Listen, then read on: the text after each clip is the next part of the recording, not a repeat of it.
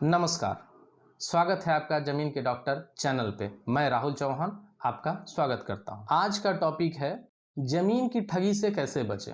ये बहुत महत्वपूर्ण है। ये इसलिए महत्वपूर्ण है क्योंकि आज ये आम हो गया है कि लोग जमीन लेने के लिए जाते हैं और कहीं ना कहीं अपनी बड़ी कमाई, अपने जीवन की बड़ी कमाई को जो जमीन में इन्वेस्ट करते हैं वो कहीं ना कहीं उसमें फंसते चले जाते हैं और उसका एक दूरगामी परिणाम होता है। या तो वो बड़े लफड़े में पड़ जाते हैं, केस वगैरह सब में, या लीगल सारी समस्याओं में पड़ जाते हैं, या कभी कभी उस बड़ी घटना का अंजाम भी जमीन के माध्यम से हुआ करती है। लोगों को जान माल दोनों का नुकसान जमीन के माध्यम से हुआ करता है। ये पहले ही क्यों ना तय कर लें कि हम इन समस्याओं से कैसे बचें, क्या क्या सावधानियां बरतें, किस तरह की चीज़ों से आप अपने आप को बचाएं जिससे कि ये समस्याओं का आपको सामना ना करना पड़े। आइए समझते हैं इनको कुछ एक बिंदुओं के साथ। सबसे बड़ा चीज है कि आप किसी से जमीन लेते हैं तो आप उसको जो भी आप पैसा देते हैं वो सबसे पहला रीजन है कि आप वो कैशलेस ट्रांजैक्शन के रूप में करें। वो माध्यम कुछ भी हो सकता है। आप उसको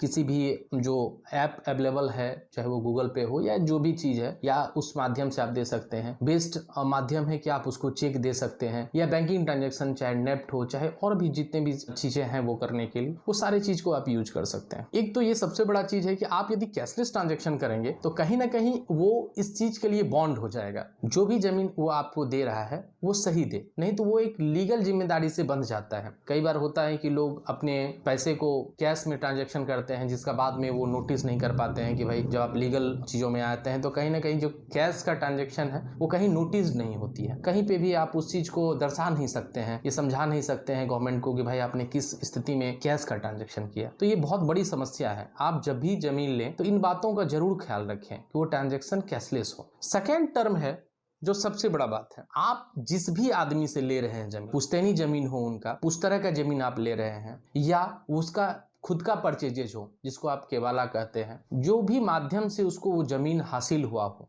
जिससे भी आप जमीन ले रहे हैं, उसका लीगल उस जमीन पे क्या वैल्यू है ये समझना बहुत जरूरी है। आप कहीं ना कहीं एक चीज को कंफर्म हो जाए कि जिससे भी जमीन लें वो जमाबंदी उनके नाम से क्रिएट हो जाए, तब आप जमीन लें। आपको इस पचड़े में नहीं पड़ना चाहिए कि वो उनके दादाजी का जमीन है और वो बेचने के लिए हिस्सेदार है। उनसे यदि आप जमीन लें तो सबसे पहले ये कंफर्म कर लें कि उनके नाम से जमाबंदी आज की डेट में क्रिएट हो चुकी है। ये समझने के बाद, चूंकि जमाबंदी क्रिएट हो जाएगा तो उनके नाम से रसीद कट जाएगा। तो एक बहुत बड़ा जो बीच का फैक्ट है उससे थोड़ा सा बचा जा सकता है इन चीजों को लेके। यदि उनके नाम से रेवेन्यू रसीद कट रहा है और उसके बाद आप जमीन लेते हैं तो आपका जमीन ज्यादा दिक्कत ना होगी वहां से कटकर आप तक आने में। जो आप जब जमीन लेते हैं तो फिर जो मोटेशन कराने की जो प्रक्रिया होगी उसमें बहुत ज्यादा प्रॉब्लम्स नहीं होगी। ये चीजें बहुत पहले अश्योर कर लें कि उनके नाम से जमाबंदी क्रिएट हो चुकी है। थर्ड टर्म है कि आप इन चीजों का अपने से फिजिकली वेरीफाई करें।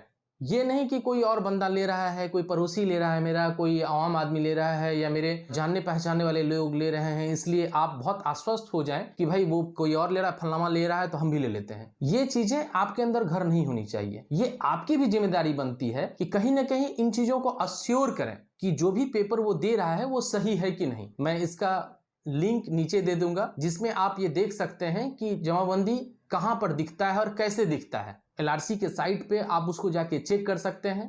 अब ऑनलाइन हो चुका है हर एक चीज। कुछ एक समस्याएं हैं ऑनलाइन में, आप उसको एक बार फिजिकली भी वेरीफाई कर लीजिए। जो संबंधित जहां भी आपका जमीन है, जहां भी जो भी जमीन आप ले रहे हैं, उससे जो संबंधित कर्मचारी हैं उनसे आप फिजिकली वेरीफाई कर लीजिए कि वो जमाबंदी एग्जिस्ट कर रहा है या नहीं कर रहा है, और यदि एग्जिस्ट कर रहा है तो उसमें रकबा बचा हुआ है या नहीं। मतलब जो भी जमीन आप ले रहे हैं उसकी क्या स्थिति है आज के डेट में। क्योंकि आपको कहीं ना कहीं आप दूर रह रहे हैं, चीजों पे इन्वेस्ट कर रहे हैं, चीजों को समझ नहीं पा रहे हैं, उसका लाभ ये जो बिचौलिए हैं जो आज के डेट में ब्लॉटिंग कर रहे हैं या जो भी चीज कर रहे हैं, ये कहीं ना कहीं इन चीजों का लाभ लेते हैं। और इसकी समस्या इतनी बड़ी है कि फिर जब आप इस पचड़े में पड़ते हैं तो आप बहुत तरह के नुकसान में जाते हैं। आप जो पैसा गंवाते हैं वो तो गंवाते ही हैं, और यदि आप बहुत ज्यादा उस पर केस वगैरह सब में पड़ते हैं तो कहीं ना कहीं आपको जान की धमकी होती है, बाकी चीजें होती है। तो इस चीजों से बचने के लिए ये 3 चीज आप जरूर करें कि कैशलेस ट्रांजैक्शन करें, जमीन का रसीद उससे ले लें और उसका फिजिकल वेरिफिकेशन करें। ये 3 चीज यदि आप करते हैं तो कहीं ना कहीं इन सारी समस्याओं से बचने का एक शॉर्टकट साधन है तत्काल।